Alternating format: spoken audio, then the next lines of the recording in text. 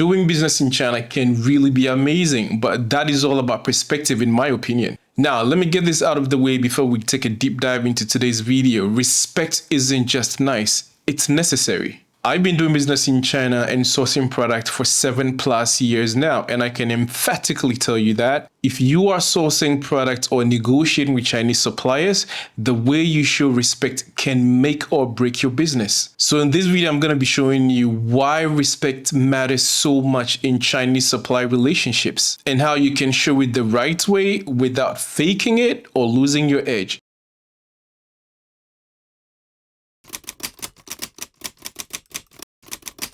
Well, in China, relationships, or as they call it in Mandarin, guanxi, is at the center of everything you do. It's not just about profit, it's about trust, reputation, and mutual respect. Unlike in some countries where people like to start negotiating right from the bat, Chinese suppliers do appreciate a relationship-first approach. Respect in this context isn't just about being polite. It means honoring their time, their experience, and their local ways of doing business. You must understand you're not just buying product. It's not like you're just buying product and walk away.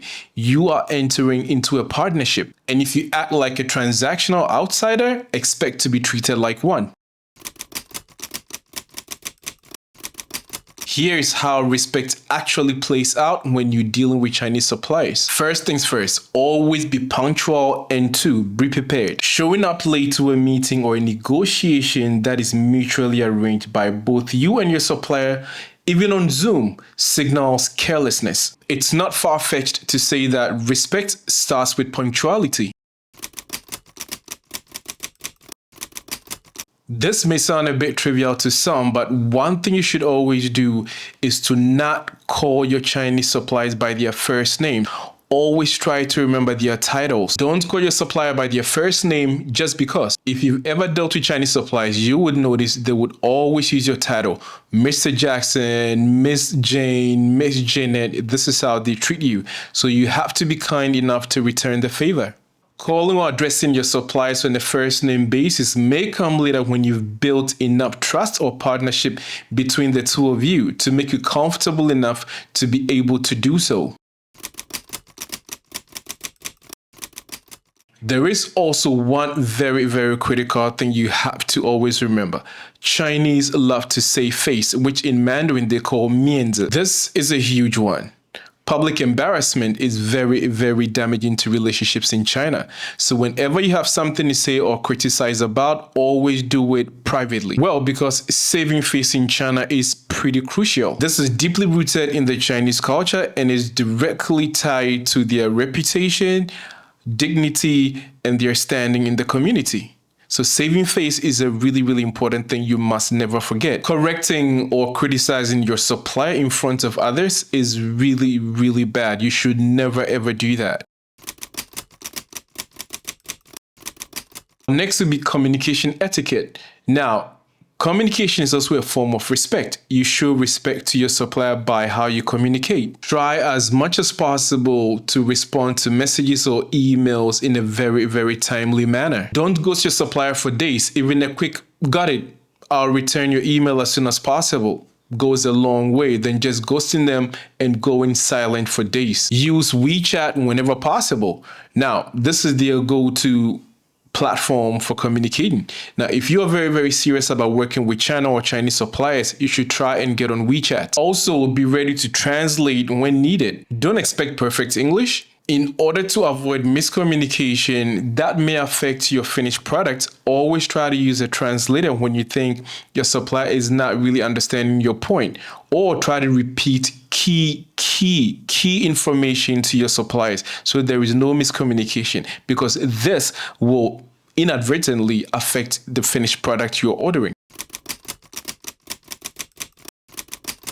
If you're lucky enough to travel to China to see or visit your supplier, this is where respect can really help you shine or help you fail. Dress respectfully, and believe me, your supplier will most definitely dress in a professional manner when they come to pick you up or meet you at the train station. This isn't about wearing a suit or a tie. It's about looking clean, modest, and business appropriate. Try to bring gifts if you can or whenever you can. In China, this is customary. I've personally received so many gifts I've lost count.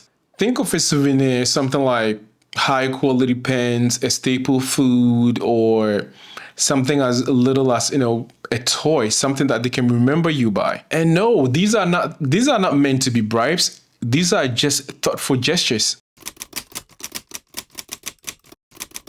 Next will be, do not ever rush a meeting with your Chinese supplier. Don't rush a meeting because they've made time for you. So you got to be as patient as possible when dealing with your suppliers. Take time to build rapport.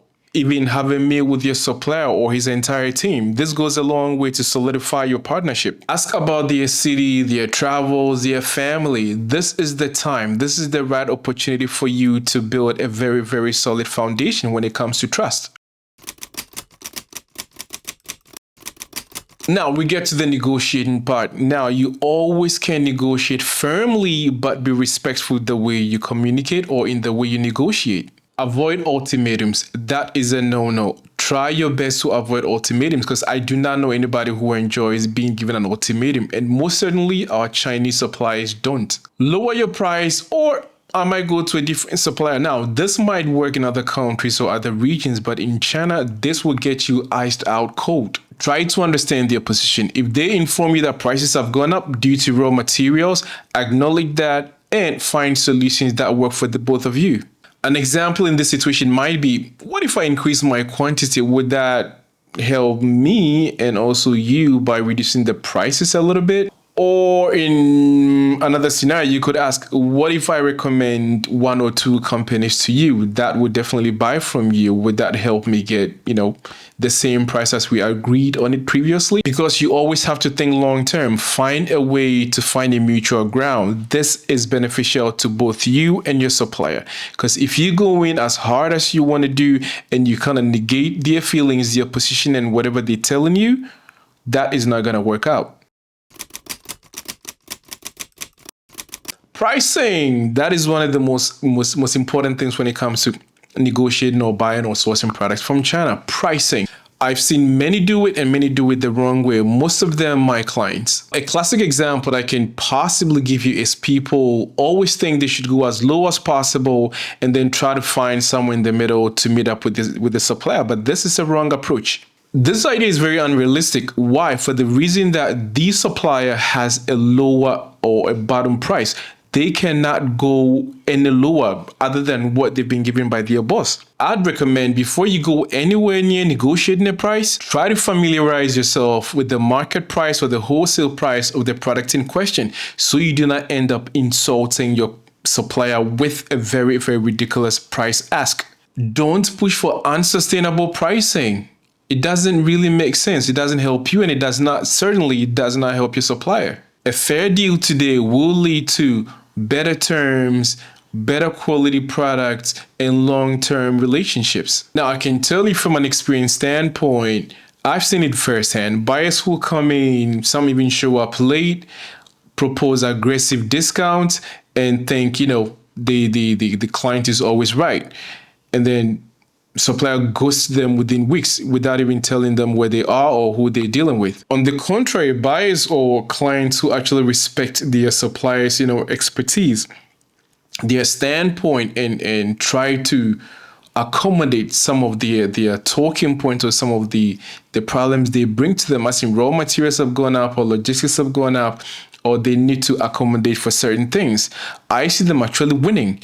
They're able to build long-term relationships and get priority, especially when it comes to inventory. Respect isn't just cultural.